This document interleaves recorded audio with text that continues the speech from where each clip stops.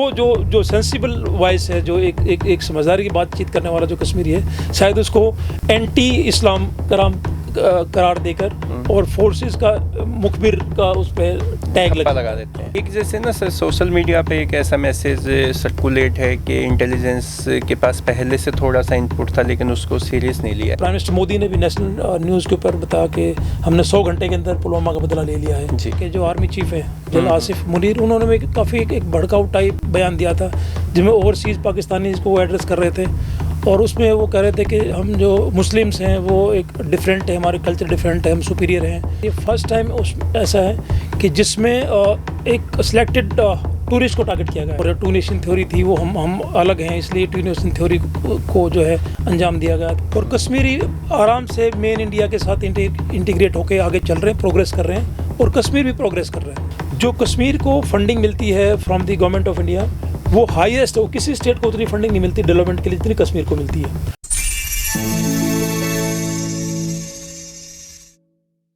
नमस्कार, मेरा नाम है ओपी वशिष्ठ। दी हरियाणा टॉक्स में आज हमारे खास मेहमान है ब्रिगेडियर हरबीर सिंह। ब्रिगेडियर हरबीर सिंह से आज हम बहुत ही सेंसिटिव और गंभीर मुद्दे पर बात करने वाले हैं। अभी हाल ही में कश्मीर के पहलगांव में आतंकी हमला हुआ और सर वहाँ पे लंबे समय तक कश्मीर में तैनात रहे हैं और कई आतंकी हमलों के ऑपरेशन में भी पार्टिसिपेट किया है। तो आज हम ब्रिगेडियर हरबीर सिंह से बहुत सारे मुद्दों पे बात करेंगे। कश्मीर में आतंकवाद दोबारा से घाटी में पैर फैलाने की कोशिश कर रहा है या कोई और रणनीति आतंकवादियों की हो सकती है। तो आज हम सर से बात करेंगे। सर, आपका स्वागत है। Thank you Prakash, thank you for calling me here. जी सर, आप सर 1990 में आपको कमीशन मिला। यस। और उसके बाद लंबे समय से आप जम्मू कश्मीर के शोपिया, पुलवामा जैसी जगहों पर तैनात रहे हैं।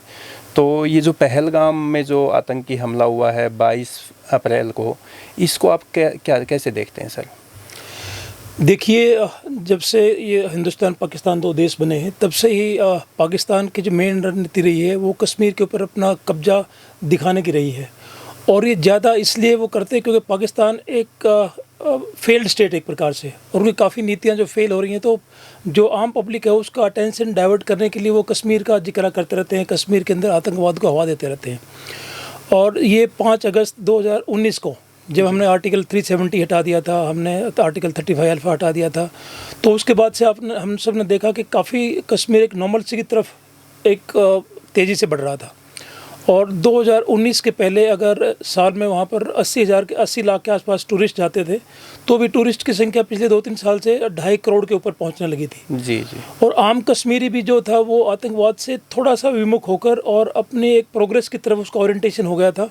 और हमको, जैसे आप तो न्यूज़ मीडिया में हैं तो आपको भी खबर मिल रही होगी कि काफ़ी हद तक कश्मीर एक प्रोग्रेस के पाथ पर चल चुका है। नो, ये चीज़ पाकिस्तान को संभव हजम नहीं हो पा रही थी। और ये अगर हम इसको पहले एनालाइज करते तो ये मैं समझता हूँ ये इसका अंदाज़ा लगाना कोई मुश्किल चीज़ नहीं थी कि पाकिस्तान अपनी एक प्रकार से फ्रस्ट्रेशन में ऐसे कोई ना कोई काम करेगा। और ये पिछले 35 साल से कश्मीर में आतंकवाद है, मतलब 1989 से, जैसे आप जानते हैं, ये स्टार्ट हुआ था और आज हम 2025 में हैं। और पिछले ये 35 साल से तकरीबन आप ये मान के चलिए कि सिविल टूरिस्ट के ऊपर आज तक कोई अटैक नहीं हुआ था। इक्का दुक्का हुए होंगे जिसमें 1-2 टूरिस्ट को नुकसान हुआ होगा। ये फर्स्ट टाइम इतना बड़ा हमला हुआ है। जो जे.एंड.के का टेररिज्म है पिछले 35 साल का, ये फर्स्ट टाइम ऐसा है कि जिसमें एक सिलेक्टेड टूरिस्ट को टारगेट किया गया है। तो मैं समझता हूँ उसके उनके 3-4 ये बहुत सोची समझी साजिश है और ये पाकिस्तान के जो टॉप लीडरशिप है वहाँ से इसको प्लान किया गया है। आपने न्यूज़ में सुना होगा, 1 वीक पहले वहाँ के जो आर्मी चीफ है जनरल आसिफ मुनीर, उन्होंने भी काफ़ी एक भड़काऊ टाइप बयान दिया था जिसमें ओवरसीज़ पाकिस्तानी को वो एड्रेस कर रहे थे और उसमें वो कह रहे थे कि हम जो मुस्लिम्स हैं वो एक डिफरेंट है, हमारे कल्चर डिफरेंट है, हम सुपीरियर हैं और टू नेशन थ्योरी थी, वो हम अलग हैं, इसलिए टू नेशन थ्योरी को जो है अंजाम दिया गया। तो उनकी बातचीत का निष्कर्ष ये निकालने का उन्होंने एक सरेआम में दिखा था कि वो हिंदुस्तान के एंटी इंडिया टाइप उनका वो डायलॉग, एक माहौल बनाना चाहते थे वो जी। और उसके 1 वीक के अंदर ये आप समझिए अंजाम इस चीज़ को दिया गया है। तो ये किसी टेररिस्ट ऑर्गेनाइजेशन ने प्लान कर लिया होगा, ऐसी चीज़ बिल्कुल नहीं है। ये पाकिस्तान में हाईएस्ट लेवल पे ये चीज़ प्लान हुई है। और इसके जो टाइमिंग उन्होंने ऐसे देखे हैं इस टाइम पे, जैसे आपको पता है कि जो यूएस के वाइस प्रेसिडेंट थे जेडी वेंस, वो इंडिया की विजिट पर थे। जी। हमारे प्रधानमंत्री वो सऊदी की विजिट पर थे। और टूरिस्ट सीजन शुरू होने वाला था, लाइक अप्रैल है, अभी टूरिज्म तो स्टार्ट हुआ, मई जून जुलाई मेन टूरिज्म के सीज़न है। और साथ ही अपनी जो अमरनाथ यात्रा है वो जून जुलाई में स्टार्ट होने वाली है अगले। तो एक प्रकार से उन्होंने इस को टारगेट करके 3-4 ऑब्जेक्टिव में समझता हूँ उन्होंने हासिल करने की कोशिश की है। पहली बात, जब ये 370 हमने एब्रोगेट किया था अगस्त 2019 में, तो उसके बाद एक वर्ल्ड के अंदर भी ये एक मैसेज चला गया था कि कश्मीर का जो मुद्दा जिसको पाकिस्तान उछालता रहता था वो तकरीबन शांत हो गया है अभी। और कश्मीरी आराम से मेन इंडिया के साथ इंटीग्रेट होकर आगे चल रहे हैं, प्रोग्रेस कर रहे हैं। और कश्मीर भी प्रोग्रेस कर रहे हैं और इंडिया के बहुत टूरिस्ट वहाँ पर जा रहे हैं। तो एक प्रकार से कश्मीर का मुद्दा ख़त्म ही हो चुका, खत्म होने की बस बिल्कुल कगार पे ही था, ऐसा कह सकते हैं। और ये पाकिस्तान को ये चीज़ बिल्कुल मंजूर नहीं थी। तो जब वेस्ट के यहाँ पर वाइस प्रेसिडेंट आए हैं, जब भी ऐसे को हाई डिग्नेटरी आते हैं तो पूरी मीडिया का अटेंशन उस तरफ होता है, लाइक पूरा वेस्ट का मीडिया इनकी विजिट को कवर कर रहा होगा। तो उस टाइम पे ऐसा इंसिडेंट करेंगे तो उसको मैक्सिमम कवरेज मिलेगी, क्योंकि उस वीआईपी के साथ मीडिया का अटेंशन इस तरफ है। दूसरा, मोदी जो हमारे प्राइम मिनिस्टर बाहर गए हुए थे, तो वहाँ पर भी उनको विजिट को बीच में छोड़ के आना पड़ा, वापस आए हैं। तो वो भी शायद एक मैसेज देना चाहते थे कि उस वर्ल्ड के अंदर भी कि देखो हमने इतना बड़ा अटैक हो गया, भारत के प्रधानमंत्री को भी अपना दौरा वापस छोड़ के आना पड़ा। बीच में वापस आना। तो एक प्रकार से वर्ल्ड न्यूज़ टाइप क्रिएट करने की कोशिश की है। दूसरा, ये अभी तक आज तक क्यों टूरिस्ट पे अटैक नहीं होता था, क्योंकि कश्मीर की जो मेन इकोनॉमी है, आप मानिए 80% इकोनॉमी कश्मीर की टूरिज्म के ऊपर है। और जो टेररिस्ट को सपोर्ट मिलती है वो लोकल से मिलती है। तो वो कभी नहीं चाहेंगे कि वो ऐसा कोई इंसिडेंट करें जिससे लोकल की रोजी रोटी के ऊपर नुकसान पहुंचे। तो कितना भी आतंकवाद पीक में बहुत पीक में आतंकवाद काफ़ी बार गया है, लेकिन टूरिस्ट के ऊपर कभी इन्होंने अटैक नहीं किया। तो मुझे ऐसा लगता है कि क्योंकि कश्मीरीज भी काफ़ी मेनलैंड में इंटीग्रेट हो चुके थे और प्रोग्रेस चल रही थी, स्टोन पेल्टिंग 0 के आसपास हो गई थी, लड़के भी नए लड़के जो है टेररिस्ट को नहीं ज्वाइन कर रहे थे, तो काफ़ी एक नॉर्मल सी की तरफ कश्मीर बढ़ रहा था। तो शायद पाकिस्तान को ये चीज़ भी हजम नहीं हो पा रही होगी, ये कश्मीर जिसको हम इतने दिनों तक हमने इसको एक इंस्टिगेट करके रखा हुआ था, ये शांत हो गया, मुद्दा बना रखा था। हाँ, कि कैसे ये शांत हो गए मेनलैंड में इंटीग्रेट हो रहे हैं, मेनलैंड इंडिया के अंदर। तो उन्होंने एक प्रकार से कश्मीरी के पेट पर भी ये लात मारी है। ये सोची समझी चाल है ये, मतलब खौफ पैदा करने का भी एक उद्देश्य हो सकता है। खौफ पैदा तो नहीं, कश्मीर में खौफ तो इससे नहीं पैदा हुआ क्योंकि कश्मीरी तो कोई नहीं मारा इसमें ये मैसेज चला गया कि देखो इसमें कोई टूरिस्ट नहीं जाएगा, भी टूरिस्ट नहीं जाएगा ना, इतना बड़ा, मतलब उन्हीं में खौफ पैदा हो गया ना, जो टूरिस्ट जाते थे, टूरिस्ट के अंदर जो खौफ पैदा हुआ, इससे टूरिस्ट नहीं जाएगा इस सीजन में।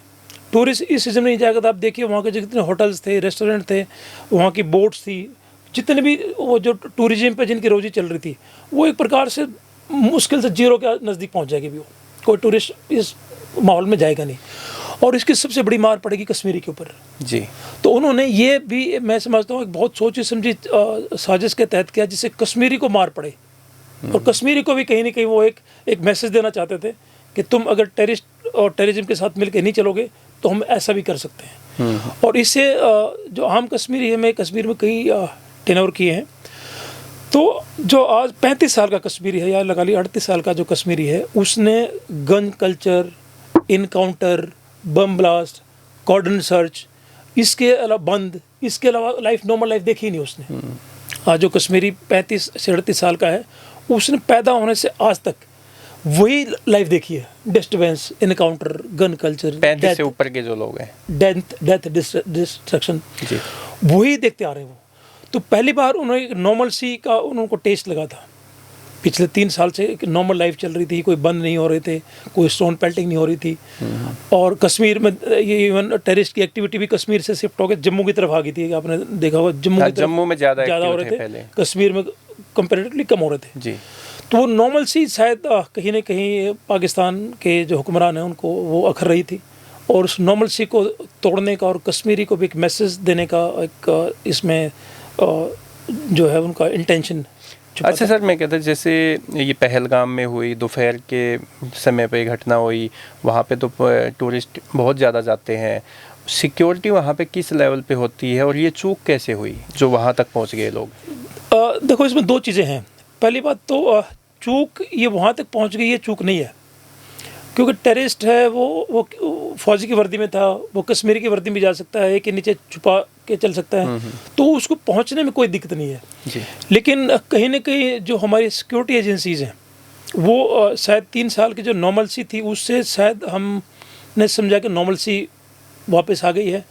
तो जो हमारा जो अलर्टनेस लेवल था कि हम अलर्ट रहते थे, फिर हर एक जो व्हीकल चलते थे उस पर व्हीकल चेक पोस्ट लगाते हैं हम नॉर्मली, ताकि हर एक रैंडम चेक पोस्ट लगाते हैं हम, ताकि टेररिस्ट के मन में थोड़ा खौफ रहे कि पता नहीं कब फौज ने चेक पोस्ट लगा रखा होगा तो गाड़ियों के अंदर फ्रीली मूवमेंट कर नहीं सकते, और सिविलियंस को भी रैंडम चेक करते रहते हैं।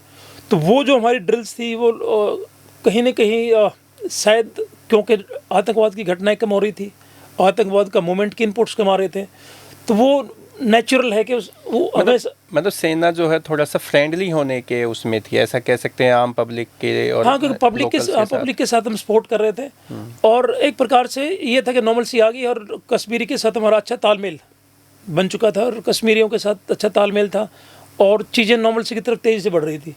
क्योंकि जब हमें कॉर्डन सर्च करते हैं कि कोई व्हीकल चेक करते हैं तो उसमें कश्मीरी को बहुत असुविधा होती है, मतलब जितने भी मैक्सिमम मोमेंट तो लोकल्स का ही होता है, तो उससे लोकल्स को बहुत असुविधा होती है। तो हमारा कहीं ना कहीं वो भी सोच विचार था कि लोकल को ज़्यादा परेशानी ना हो, तो उस करके भी इन ऑपरेशंस को हम इतना नहीं कर रहे थे। फिर उसकी कोई टेक्निकल रिक्वायरमेंट भी नहीं थी अभी जी, क्योंकि टेररिस्ट की कोई इनपुट नहीं है, तो फिर कश्मीरी को भी लगेगा यार फौज क्यों अभी हमको। एक जैसे ना सर, सोशल मीडिया पे एक ऐसा मैसेज सर्कुलेट है कि इंटेलिजेंस के पास पहले से थोड़ा सा इनपुट था लेकिन उसको सीरियस नहीं लिया, ऐसा कुछ, मैं इसमें श्योर नहीं हूँ लेकिन ऐसी बात भी आई है। मैं ऐसा नहीं समझता, इसमें मैं एक चीज़ समझता हूँ, ये इंटेलिजेंस ग्राउंड लेवल की चीज़ नहीं है, ये इंटेलिजेंस मैं कहता हूँ हाईएस्ट लेवल की, जो एक नेशनल लेवल की जो इंटेलिजेंस है।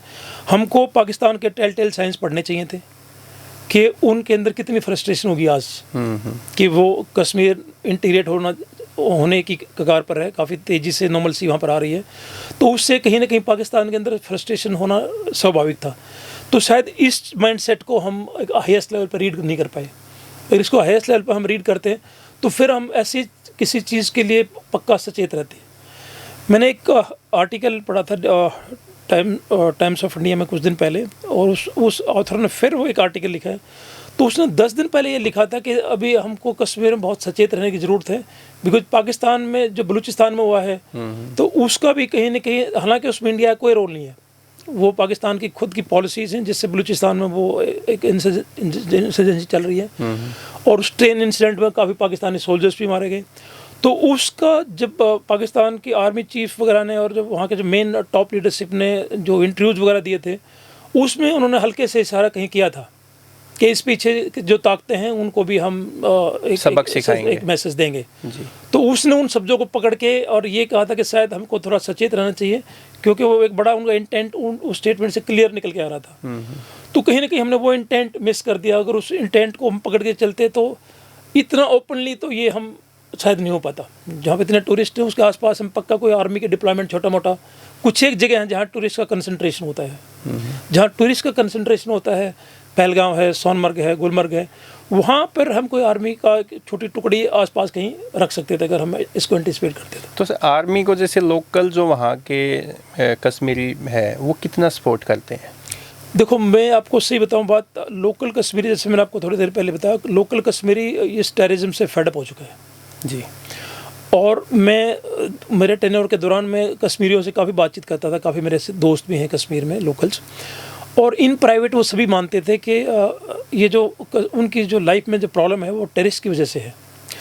जहाँ पर भी, जैसे मान लिया कहीं पर 2 टेररिस्ट हैं तो वहाँ पर आप रात को 10 घरों में कोऑर्डिनेट सर्च ऑपरेशन करोगे कि आपको टेररिस्ट की इनपुट मिल रही है।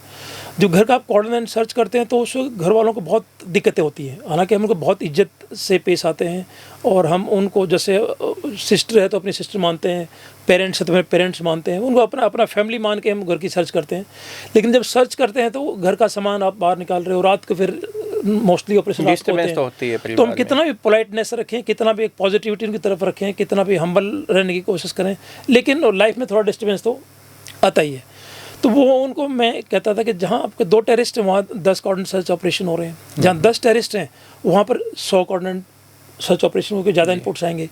तो ये जो प्रॉब्लम है आपको कॉर्डन सर्च से कि आर्मी की प्रेजेंस से, ये टेररिस्ट इसका कारण है, इसका कारण आर्मी नहीं है।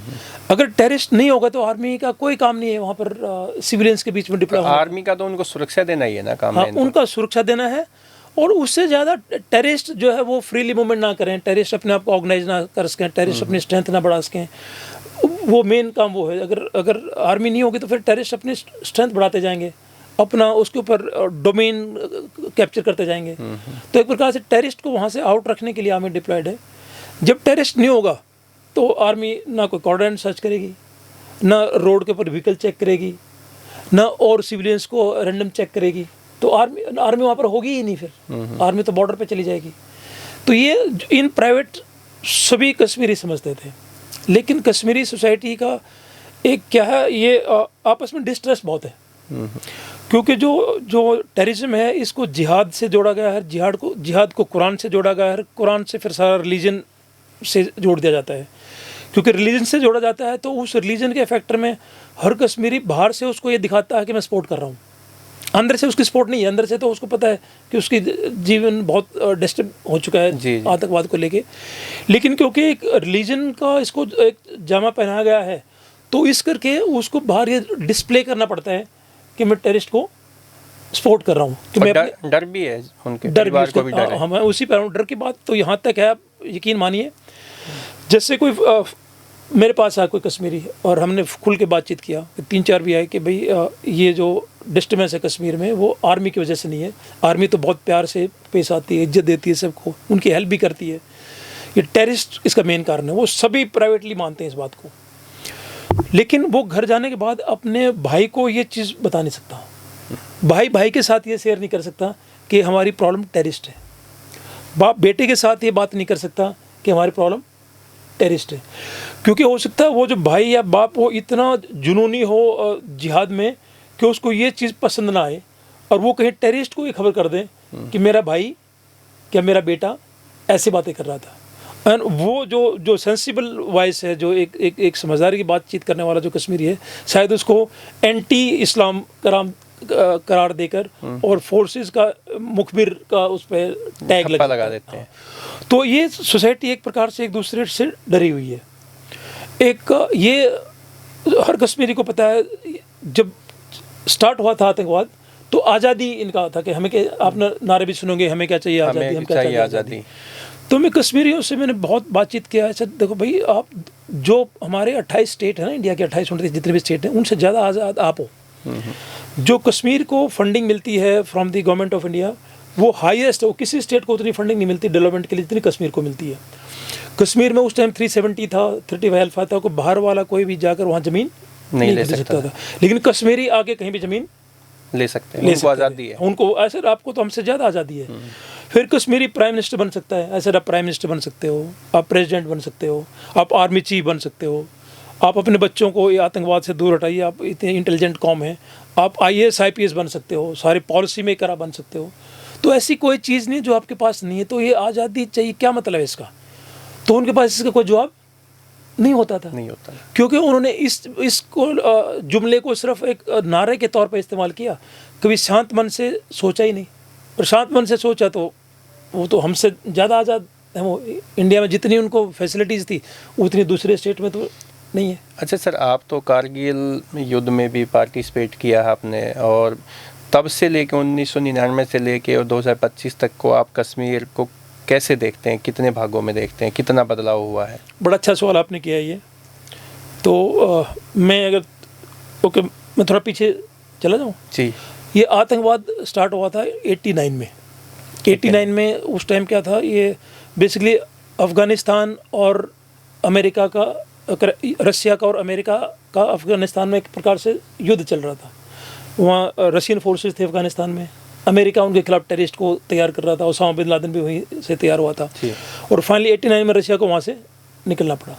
जे रसिया वहाँ से निकला तो ये जितने टेररिस्ट थे ये फ्री हो गए एक प्रकार से, और इनको एक सूझी बूझी साजिश के तहत इन सबको कश्मीर में भेजा गया, शिफ्ट कर दिया। शिफ्ट थे। इसलिए आप देखेंगे अचानक 89 में एक टेररिस्ट जमा था, उसके पहले कुछ भी नहीं था। तो ये वहाँ वाले टेररिस्ट थे जो यहाँ लाए गए थे, और इसमें ज़्यादातर फॉरेनर टेररिस्ट थे, कश्मीरी बहुत कम थे। कश्मीरी फिर हिजबुल मुजाहिदीन बना, वो इन्होंने ट्रेन किया, बट शुरू में ये सारे फॉरेन टेररिस्ट थे। इनको हमने उस टाइम इंडियन आर्मी के पास राष्ट्रीय राइफल्स वगैरह ऐसी कोई फोर्स नहीं थी आतंकवाद से लड़ने के लिए, तो हमने 93-94 में राष्ट्रीय राइफल्स को खड़ा किया, और इस आतंकवाद को हमने तकरीबन 97-98 तक पूरा ख़त्म कर दिया था, काफ़ी नॉर्मलसी आ गई थी।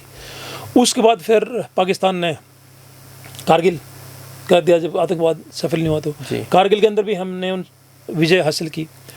और फिर कारगिल के बाद जब मुशर्रफ बन गए वहाँ के चीफ एडमिनिस्ट्रेटर, बाद में प्रेसिडेंट, तो वो एक बड़े समझदार व्यक्ति थे मैं कहूँगा। हालांकि उन्होंने कारगिल किया था, बहुत गलत किया था, बट पाकिस्तान का इंटरेस्ट के बारे में वो बहुत लंबी सोच रखते थे, और उन्होंने ये सोचा कि पाकिस्तान जो टेररिस्ट को सपोर्ट देता है, इससे कहीं ना कहीं पाकिस्तान का इंटरनेशनल लेवल के ऊपर इमेज ठीक नहीं है, खराब जा रही है। तो उन्होंने थोड़ा सा आतंकवाद को कंट्रोल करने की कोशिश की।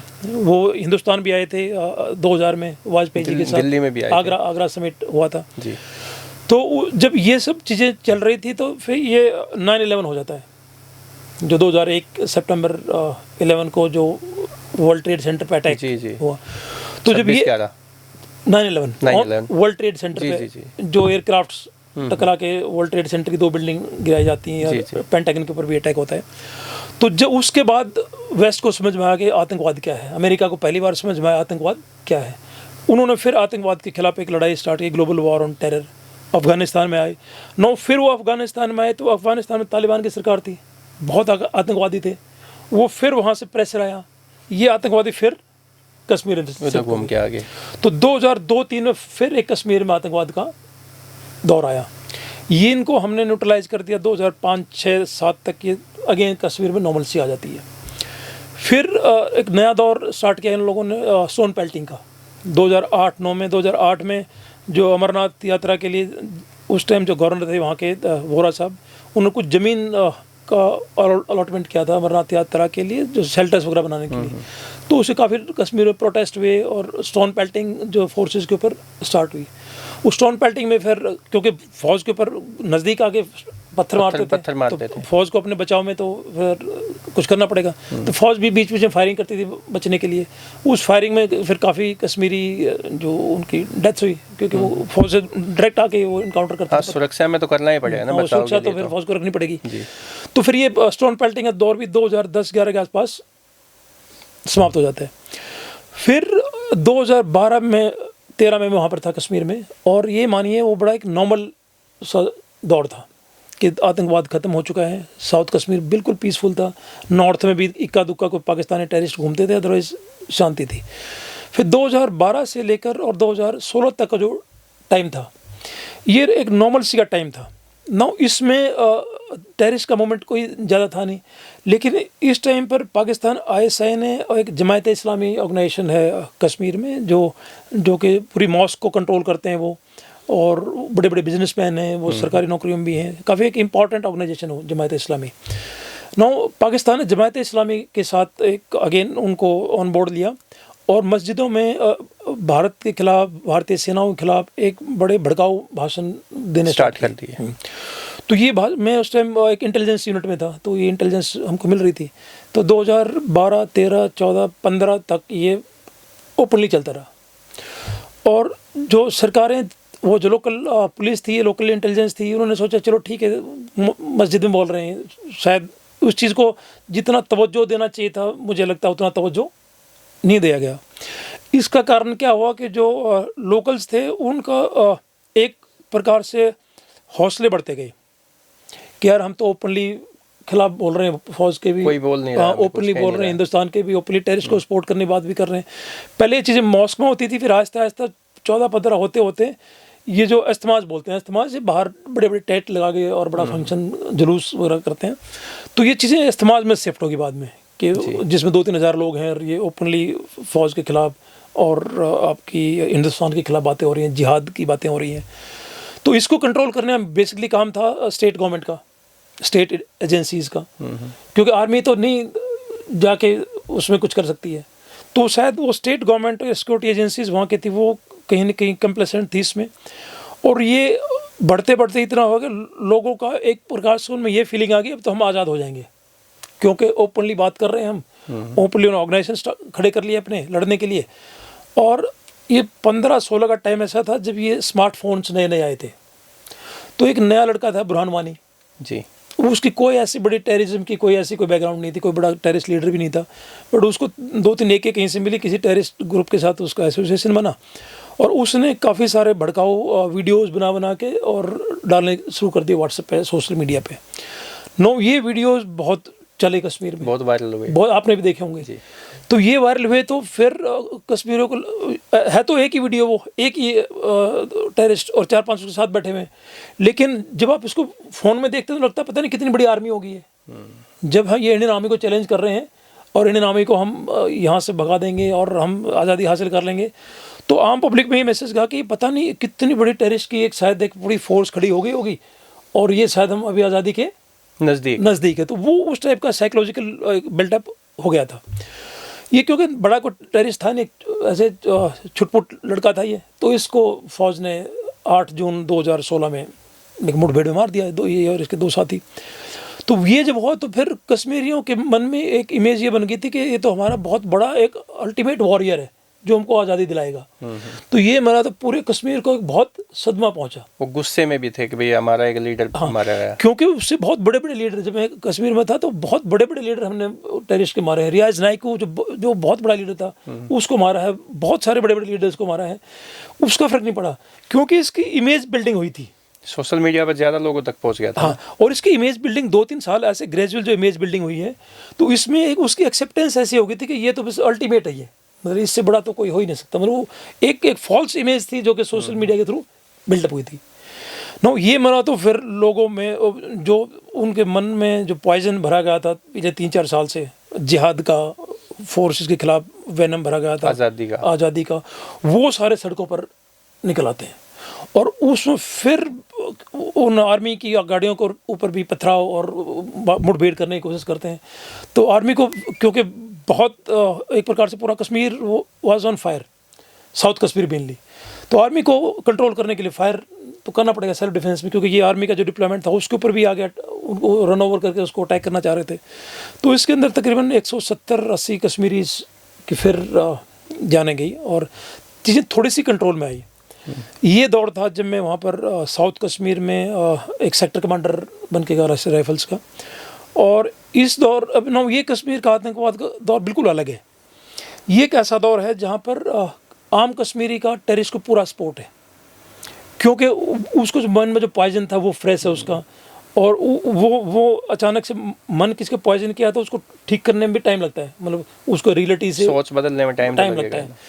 तो 2000 आप ये मानिए 17, 18 और 19 के बिगिनिंग तक काफ़ी सारे लड़के थे जो हथियार उठा रहे थे। उस टाइम पर रोज़ इनकाउंटर होते थे और रोज़ मीडिया का फोकस भी कश्मीर पर उस टाइम काफ़ी था।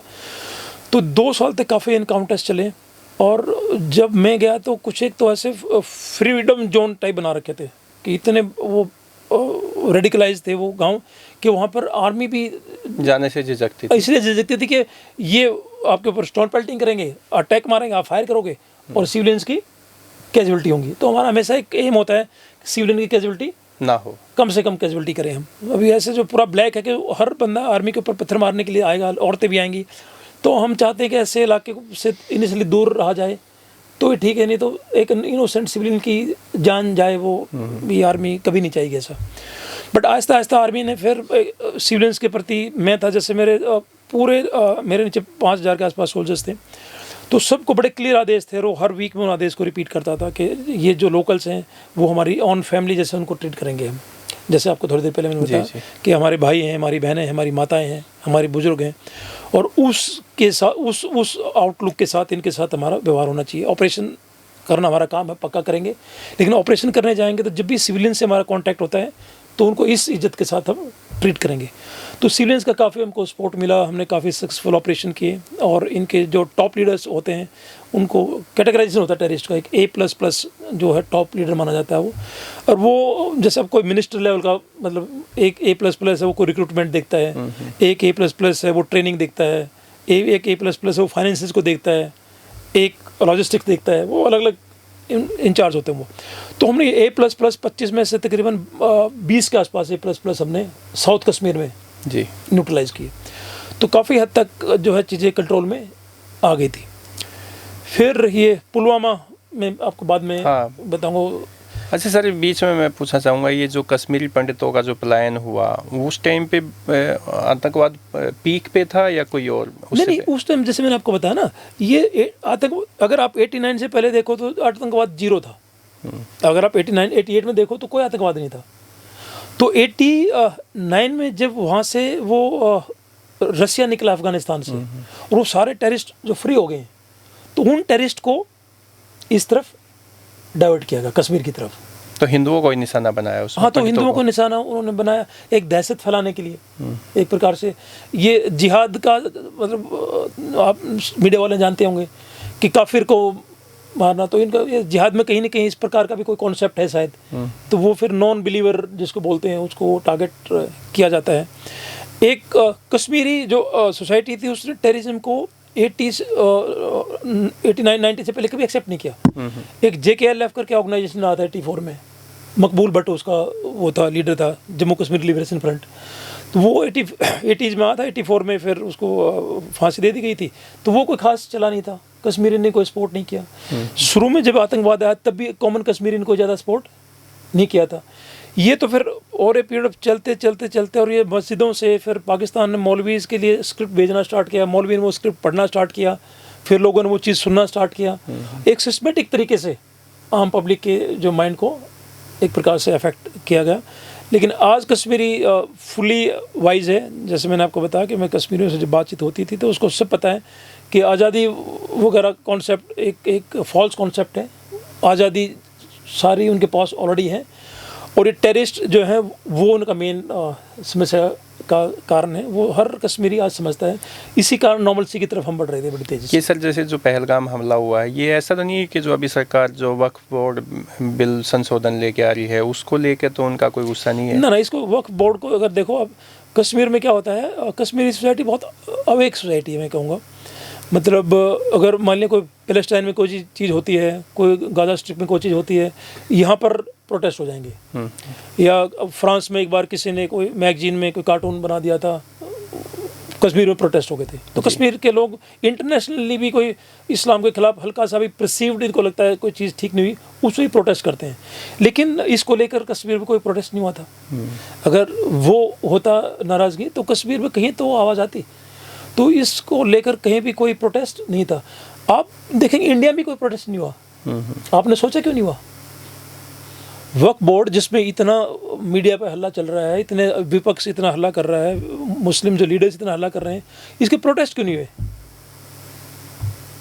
सोचा आपने? क्या हो सकता है इसके पीछे का? बड़ा क्लियर कारण है। क्योंकि ये जो प्रोटेस्ट कौन करता है? आम मुस्लिम, गरीब मुस्लिम जो मेजोरिटी में है, जो पैसे वाला है, जो अच्छी पोजीशन पे, वो तो नहीं लौट पाएगा। तो जितनी वक्त की जो प्रॉपर्टी थी ये सब पैसे वाले मुस्लिम्स के पास थी। और ये जो गरीब मुस्लिम था उसको पता था कि ये इतनी प्रॉपर्टी पकड़ के बैठे हैं, उसको अपना बिजनेस चला रहे हैं, अपने होटल चला रहे हैं, अपने स्कूल्स चला रहे हैं, और जो कॉमन मुस्लिम है उससे उसको कोई बेनिफिट नहीं मिल रहा। तो वो कॉमन मुस्लिम उसको देख रहा था हर रोज़ कि ये चल रहा है।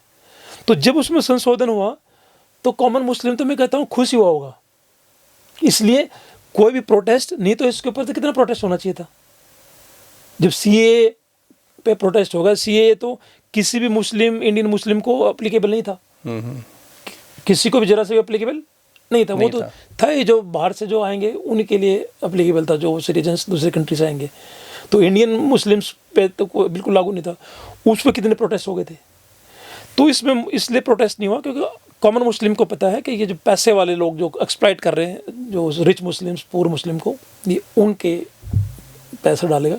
इसलिए कॉमन मुस्लिम को प्रोटेस्ट करने रोड पे नहीं आया इसके। अच्छा सर, पुलवामा अटैक हुआ, उसमें तो जो अटैक किया जिन्होंने टेररिस्ट ने उनके साथ एनकाउंटर भी हुआ, तो उसमें तो आप भी उस ऑपरेशन में थे और आप इंजर्ड भी हुए थे। तो वो उस स्थिति कैसी, पुलवामा अटैक क्या था और आप जब उनके साथ एनकाउंटर कर रहे थे तो वो स्थिति कैसी थी? देखो, पुलवामा अटैक, उसका डिस्क्रिप्शन तो आप सब जानते हैं कि ये जैसे मोहम्मद एक टेररिस्ट ऑर्गेनाइजेशन है, मौला मसूद अजहर उसका मेन वो है, लीडर है। उन्होंने प्लान किया था ये अपने, जिसमें एक सीआरपीएफ की बस जो जम्मू से श्रीनगर जा रही थी, उसमें एक कार जिसमें पूरे एक्सप्लोजिव भरे हुए थे, वो टक्कर के हमारे 42 के आसपास जी सीआरपीएफ के बहादुर जवान शहीद हो गए थे। नाउ ये हुआ तो उसके बाद हमारी सारी इंटेलिजेंसेस बहुत हरकत में आ गई थी और जो ग्रुप था उसका इनपुट मिल गया था कि इस ग्रुप ने ये प्लान किया था। तो उस ग्रुप को ट्रेस करने के लिए, उसका इनपुट लेने के लिए सारी इंटेलिजेंसीज जो हो हरकत में आ गई थी। और ये 17 तारीख को शायद इनकी इनपुट हमको मिला कि इस गांव में, मैं उस 14 को अटैक हुआ था। 14 को अटैक हुआ था। तो उस टाइम में दिल्ली में छुट्टी पर था मैं, और ये जो अटैक हुआ था मेरे नेबरिंग सेक्टर था, वहाँ हुआ था। और जो टेररिस्ट की इनपुट मिला, ये कहाँ छुपे, पिंगलाना एक गाँव है पुलवामा के साथ में, ये पिंगलाना, तो ये मेरे सेक्टर के एरिया में आता था।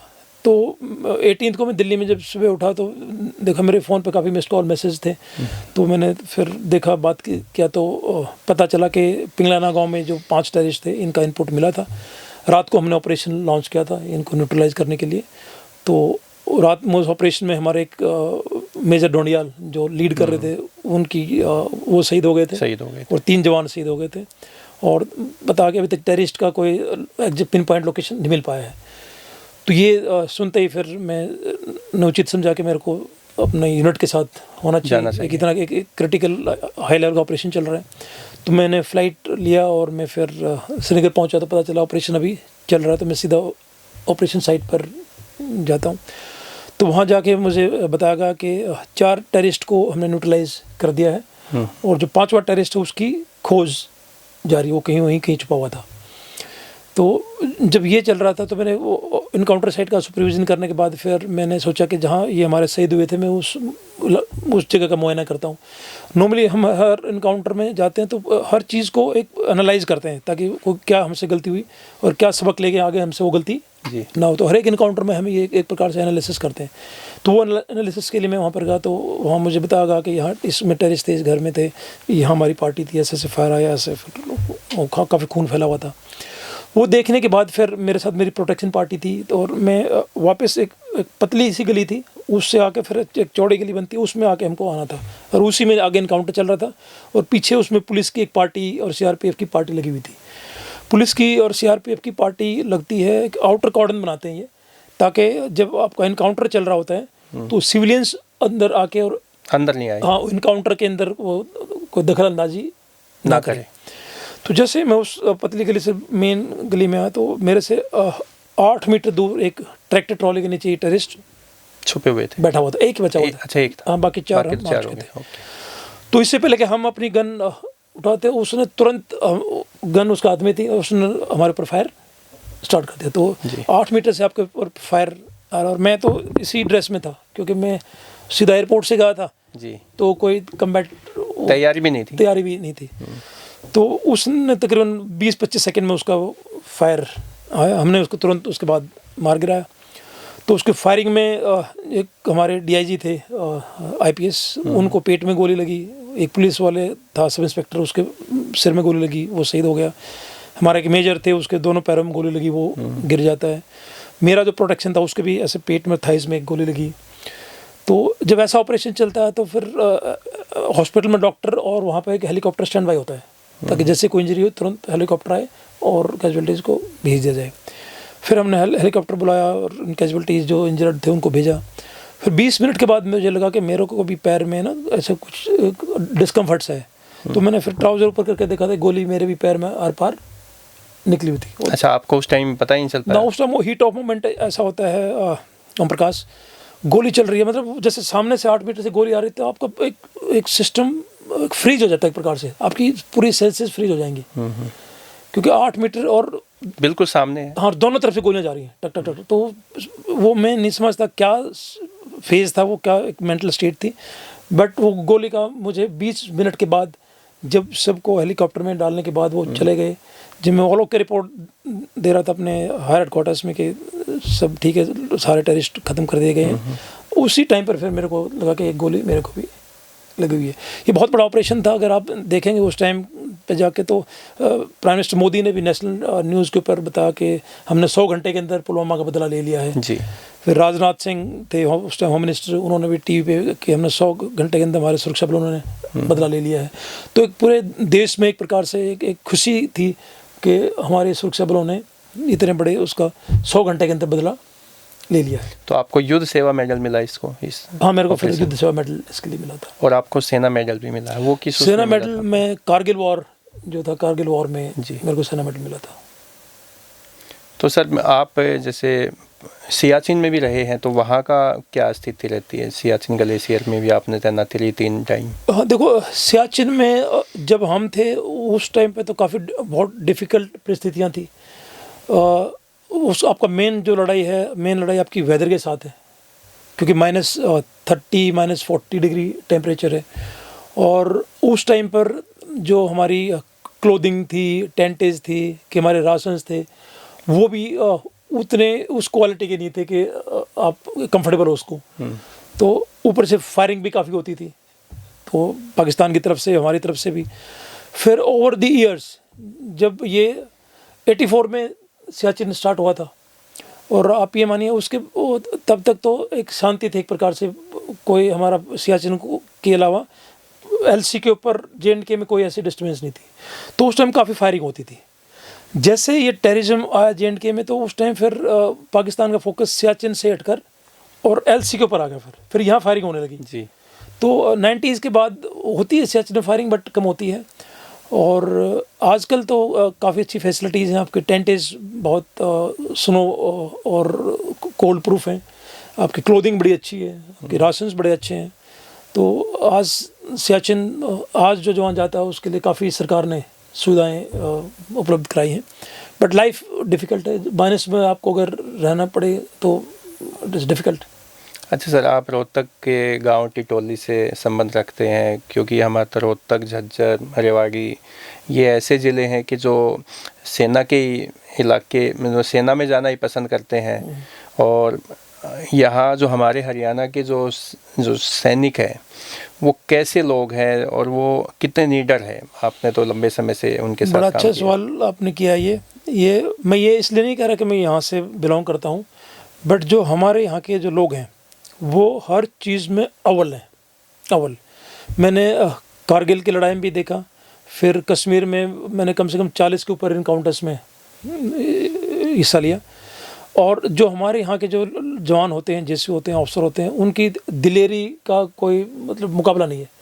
आप रोहतक में भी देखेंगे तो 2-3 अशोक चक्र हैं रोहतक के, कितने कीर्ति चक्र, कितने शौर्य चक्र। आप अवार्ड्स की लिस्ट उठा के देखेंगे तो मतलब हरियाणा का टोटल कंट्री का मेरे ख्याल से 2-3% पॉपुलेशन होगी, लेकिन हमारे अवार्ड्स कम से कम 20-25% के आसपास। अवार्ड 20% और सेना में 10%। और सेना में 10%। और ना सिर्फ इसमें मतलब हमारे जो यहाँ के एक इतनी अच्छी हमारे अंदर एक DNA है हमारा, कि जिस भी फील्ड में जाते हैं हम एक्सील करते हैं। हमारे जो ऑफिसर्स भी हैं सेना में वो बहुत ऊंचे तक पहुँचे हैं। जनरल सुहाग जो आर्मी चीफ रहे हैं, काफ़ी सारे लेफ्टिनेंट जनरल्स हैं, तो बहुत बढ़िया हम करते हैं। और हमारे अंदर ह्यूमन क्वालिटीज़ अच्छी हैं। जो ह्यूमन क्वालिटीज़ अगर आप में अच्छी होंगी तो आप हर चीज़ में, हर जगह आप सफलता आपको मिलेगी।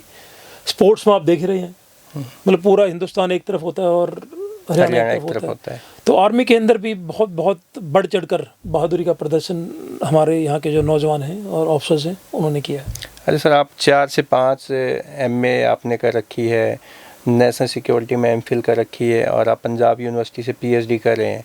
तो ये पढ़ने का जज्बा आपको लगातार अब इतने लंबे समय से कैसे? ये मेरे को कभी से, जब मैं ये कह सकता हूँ, जब मैं छोटा बच्चा था तब से मेरे को पढ़ने का बहुत शौक था। जैसे मैं कहीं पर जा रहा हूँ तो रास्ते में से कोई न्यूज़पेपर मिल गया, कोई बुक मिल गई, कोई पेज मिल गया, तो उसी को मैं पढ़ना स्टार्ट कर देता था। तो मेरे को ऐसे ज्ञान हासिल करने में एक बड़ी खुशी सी महसूस होती है।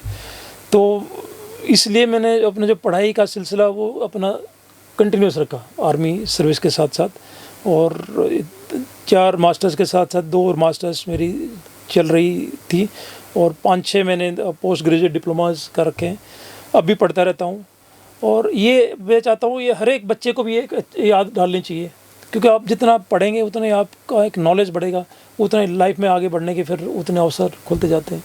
तो एक पर्सनल इंटरेस्ट था, आई वुड से। एक सर आप संयुक्त राष्ट्र शांति मिशन के लिए सूडान भी गए थे, वो क्या मिशन था और आप कितने दिन तक गए? आप तो एज ए लीडर के तौर पे गए थे वहाँ। मैं यूनाइटेड नेशन मिलिट्री ऑब्जर्वर बोलते हैं इसको, यूएन मिलिट्री ऑब्जर्वर। और उस टाइम पर जो सूडान था उसमें एक सिविल वॉर चल रहा था। तो सिविल वॉर में एक साउथ सूडान था, एक नॉर्थ मेन सूडान था। तो साउथ सूडान नॉर्थ की जो आर्मी थी उसको सूडान आर्म्ड फोर्सेस एसएएफ बोलते थे, और साउथ सूडान की एसपीएलए सूडान पीपल्स लिबरेशन आर्मी, उनमें लड़ाई चल रही थी। तो वहाँ पर उस लड़ाई के चलते फिर यूनाइटेड नेशंस ने वहाँ पर आके उनके बीच में एक मध्यस्थता की थी 2005 के अंदर। और ये था कि 2005 के से लेकर 2011 तक दोनों हिस्सों को टाइम दिया गया था कि 2011 में एक रेफरेंडम होगा, उसमें आप एक साथ होना चाहें एक साथ हो सकते हैं और अलग होना चाहें अलग हो सकते हैं। तो फाइनली साउथ सूडान अलग देश बन गया था। तो एज ए मिलिट्री ऑब्जर्वर मेरे नीचे 50 मिलिट्री ऑब्जर्वर थे और 30 अलग अलग देशों से आए हुए थे। तो ये मैं एक बड़ा सौभाग्य समझता हूँ कि आपको 30 देशों के जो बेस्ट मिलिट्री ऑफिसर्स हैं उनको लीड करने का एक सौभाग्य मिला। तो मेरे नीचे जर्मन, कनाडा, यूके, रसिया, चाइना, मतलब वर्ल्ड के हर कंट्री का एक मिलिट्री ऑब्जर्वर उसमें था। तो हमारा मैंडेट ये था कि जो सूडान आर्म्ड फोर्सेस हैं और एसपीएलए जो सूडान पीपल्स लिबरेशन आर्मी है, उनकी जो यूनिटें डिप्लॉयड थी हमारे एरिया ऑफ रिस्पॉन्सिबिलिटी में, उन यूनिटों को ना कोई ट्रेनिंग करने का अधिकार था, ना उनको नए रिक्रूट करने का अधिकार था, ना उनको नए सोल्जर भर्ती करने का अधिकार था, ना नए हथियार लेने का अधिकार था। तो हमारा ये काम था कि उनको बीच बीच में हम जाके चेक करते रहे, उनको रैंडम चेक्स करते रहें कि जो 4 कंडीशन यूएन ने इनके ऊपर लगाई हैं ये उसका पालन तो कर रहे हैं, कहीं उसका वायलेशन तो नहीं हो रहा है। तो एज ए मिलिट्री ऑब्जर्वर हमारा वो काम था। और मुझे खुशी बताने में कि वहाँ के जो सीओज थे उन यूनिट्स के, वो बहुत रिस्पेक्टफुल थे और हम जब भी चेकिंग के लिए जाते हमारे साथ पूरा कोऑपरेट करते थे। और किसी ने जो यूएन के 5 उन पर कंडीशन थी, 4 कंडीशन थी, किसी ने कोई कंडीशन कभी वायलेट नहीं किया। अच्छा सर, अभी आप वर्तमान में तो महर्षि दयानंद विश्वविद्यालय से जुड़े हुए हैं और युवाओं का कैरियर काउंसलिंग के तौर पे आप उनका मार्गदर्शन करते हैं, और हम आपसे ये भी चाहेंगे कि आप जो युवा जो सेना में आर्मी में कैरियर बनाना चाहते हैं उनके लिए क्या संदेश देना चाहेंगे? थैंक यू, आपने बड़ा अच्छा ये सवाल पूछा। देखो, फ़ौज में मैं ये समझता हूँ फ़ौज में आना सबसे आसान नौकरी है, फ़ौज की नौकरी। और जो जवान है उसके लिए बेसिकली अगर आप जवान के तौर पे आना चाहते हैं, अग्निवीर आना चाहते हैं, तो आपको मेन ध्यान देना पड़ेगा फिजिकल फिटनेस के ऊपर। आप 6 महीने तक लगातार सुबह रेस लगाइए, 1.6 किलोमीटर की रन होती है, रेस लगाइए 6 महीने तक। और वो बीम्स होते हैं, आप कोई बीम लगा के उसको बीम के ऊपर 8-10 बीम लगाइए। ये अगर आप प्रैक्टिस कर लेते हैं 6 महीने 1 साल, तो आपका फिजिकल फिटनेस बिल्कुल ठीक हो जाएगा। आपको रिटन टेस्ट के लिए किसी कोचिंग एकेडमी में जाने की ज़रूरत नहीं है। इसकी मार्केट में बुक्स आती हैं, वो कोचिंग एकेडमी वाले भी उसी बुक से पढ़ाते हैं। तो आप अपने घर में बैठ के आराम से, आजकल तो नेट के ऊपर सारा का सारा आपको सिलेबस भी मिल जाएगा, सारा का सारा स्टडी मटेरियल भी मिल जाएगा। अगर आप 3 से 4 महीना पढ़ते हैं ईमानदारी के साथ, तो आपका 100% रिटन भी क्लियर हो जाएगा। तो ये आपका सेल्फ एफर्ट है, आपको कहीं लेफ़्ट राइट देखने की ज़रूरत नहीं है। आप फोकस रखिए, अपना 1 साल का गोल रखिए, फिजिकल फिटनेस और अपनी रिटन टेस्ट की तैयारी पे ध्यान दीजिए, आप 100% सक्सीड हो जाओगे। ऑफिसर बनने की जहाँ तक बात है, अगेन मैं कहना चाहता हूँ कि आर्मी में या तीनों फोर्सेस में ऑफिसर बनना सबसे आसान काम है और इससे शानदार लाइफ कोई नहीं है। आज आपका पॉडकास्ट शायद मेरे को उतना अनुमति नहीं देगा कि उसको मैं डिस्क्राइब करूँ, मौका मिला तो फिर कभी हम आर्मी लाइफ के ऊपर एक पॉडकास्ट कर सकते हैं। लेकिन एक बहुत शानदार और एक रॉयल टाइप की लाइफ है। इसके अंदर भी एक रिटन टेस्ट जो होता है, रिटन टेस्ट बहुत नॉर्मल एनडीए या सीरीएस का जो रिटन टेस्ट होता है उसको बड़ा एक नॉर्मल रखा गया है। कोई भी जो स्टूडेंट है 12 पास के बाद या बीए के बाद, आप अगर 6 महीने ठीक मटेरियल लेके पढ़ते हैं तो आप 100% पास कर जाएंगे। बहुत नॉर्मल इसका रिटन टेस्ट होता है, कहीं कोचिंग एकेडमी में जाने की ज़रूरत नहीं है, किसी के पास दौड़ने की ज़रूरत नहीं है। आप अपने घर में बैठिए, नेट के ऊपर आपको सारा मटेरियल मिल जाएगा, बुक मिल जाएंगी, उसको पढ़िए। इसमें मेन फिल्ट्रेशन जो होती है, टेस्ट तो आपका पास हो जाएगा, उसमें कोई दिक्कत नहीं है। मेन जो आपका फिल्ट्रेशन होती है वो होती है एसएसबी में। अभी एसएसबी है सर्विसेज सिलेक्शन बोर्ड, जो एक इंटरव्यू होता है उसका, जैसे मैंने स्टूडेंट के साथ इंटरेक्शन करना स्टार्ट किया तो मुझे एहसास हुआ कि बच्चों में ये कहीं ना कहीं इंप्रेशन है कि बहुत डिफ़िकल्ट इंटरव्यू होता है। मैं कहना चाहूँगा ये सबसे आसान इंटरव्यू होता है। इस इंटरव्यू के अंदर वो आपकी पर्सनैलिटी को एक प्रकार से असेस किया जाता है। अगर आपकी पर्सनैलिटी में पॉजिटिव एस्पेक्ट्स हैं, आप सकारात्मक सोच रखते हैं, आप जो आपके साथी हैं उनका वेलफेयर की अपने से ज़्यादा परवाह करते हैं, आप सब हमेशा हर एक की हेल्प करने को तैयार रहते हैं, आप एक सिचुएशन आती है उसमें एक लीडर का काम करके आगे बढ़ते हैं, आप हर रोज़ नई नई चीज़ सीखना चाहते हैं, आप मेंटली अलर्ट हैं, आपको आसपास क्या हो रहा है आपके आसपास उसकी पूरी जानकारी है। ये चंद एक चीज़ें हैं जो हम अपनी नेचर में आराम से ला सकते हैं। ये अचानक नहीं आएंगी, लेकिन आपको पता चल जाए कि यार मेरे को अपनी पर्सनैलिटी में ये चीज़ें बढ़ानी है। आपकी स्पीकिंग स्किल्स थोड़ी अच्छी है, उसके ऊपर भी काम करके आप बढ़ा सकते हैं। तो अगर आप पर्सनैलिटी पे आप काम करें, पॉजिटिव पर्सनैलिटी बनाएं, ऑप्टिमिस्टिक पर्सनैलिटी बनाएं, सबकी हेल्प करें, आसपास क्या हो रहा हो उसके बारे में जानकारी हासिल करते रहें, अपनी कम्युनिकेशन स्किल बढ़ाएं, तो यकीन मानिए अगेन आपको एक भी कहीं कोचिंग एसएसबी की लेने की ज़रूरत नहीं है। आपकी पर्सनैलिटी में ये गुण आते ही वो आपके गुण वहाँ पे चेक कर रहे हैं सिर्फ। अगर पॉजिटिव गुण है तो आप जाते ही आप सेलेक्ट हो जाएंगे। तो इससे आप एक और मैं मैसेज देना चाहूँगा, कोई भी एकेडमी ऐसी नहीं है जो आपके अंदर 15 दिन के अंदर ये गुण क्रिएट कर सकती है। तो अगर आपका एसएसबी आया है तो किसी एकेडमी में जाके अपना टाइम ना, मैं कहूँगा, वेस्ट करें। आप अगर फौज की तरफ रुझान रखते हैं तो 6 महीने पहले, 1 साल पहले एसएसबी की तैयारी स्टार्ट कर दीजिए। अपनी पर्सनैलिटी में वो चीज़ें लाना स्टार्ट कर दीजिए। अगर आपने कोचिंग लेनी भी है तो 6 महीने पहले, 1 साल पहले कोचिंग लीजिए, ताकि जो टिप्स आपको वहाँ पर मिलें उन टिप्स को आप अपनी पर्सनैलिटी के अंदर इंटीग्रेट कर पाएँ, ताकि वो फिर आपकी पर्सनैलिटी में दिखने स्टार्ट हो जाए।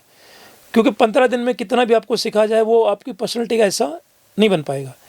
इसमें मैं आपको बताना चाहूँगा कि जो महर्षि दयानंद यूनिवर्सिटी है, यहाँ के वाइस चांसलर एक प्रोफेसर राजवीर बहुत अच्छे मैं कहूँगा एक लीडर हैं, और उनकी बहुत दिल की ये भावना है कि हमारे बच्चे आगे से आगे बढ़ें। और जब भी मेरी उनसे मुलाकात होती है उनका यही होता है कि हमारे बच्चों को मार्गदर्शन, मोटिवेशन दिखाओ ताकि हर बच्चा आगे बढ़ पाए। इसी सोच के तहत उन्होंने एक डिपार्टमेंट बनाया है, स्टूडेंट एक्टिविटी सेंटर, जिसमें बच्चों को 21 दिन के लिए एक प्रकार से लीडरशिप की ट्रेनिंग दी जाती है, जिसमें आपका कम्युनिकेशन स्किल्स है, आपके सॉफ्ट स्किल्स हैं, आपके मैनरिज्म है, आपका जनरल नॉलेज है, हर चीज़ के ऊपर काम किया जाता है। और उसके लिए बहुत अच्छे अच्छे स्पीकर्स बाहर से आते हैं। और ये जो कोर्स रखा गया ये हाईली सब्सिडाइज रखा गया है। यूनिवर्सिटी एक बच्चे पे 18,000 के आसपास खर्च करती है, बाहर से बहुत अच्छे अच्छे स्पीकर्स लाते हैं, उनको अच्छा पे करते हैं उनको, लेकिन बच्चे से नॉमिनल तकरीबन 3,500 या 4,000 के आसपास लिया जाता है।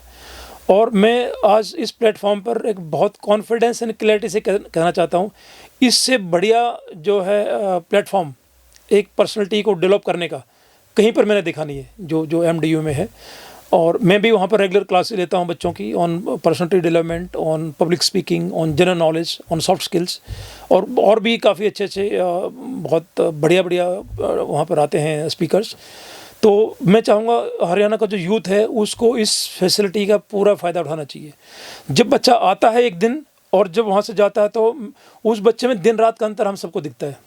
इतना उसकी एक फोकस क्रिएट हो जाता है, उतना उसके अंदर एक मोटिवेशन आ जाता है, और ये सारे के सारे बच्चे सफल होते हैं जो इस कोर्स को करते हैं।